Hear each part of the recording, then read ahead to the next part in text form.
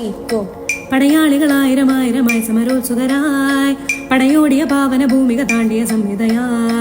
പല കൽപ്പനകൾ കവികൾ പണിതിട്ടൊരു സംഭവമാ, പല പാമര മാനവ മാനസ സങ്കട സംഗതിയാ.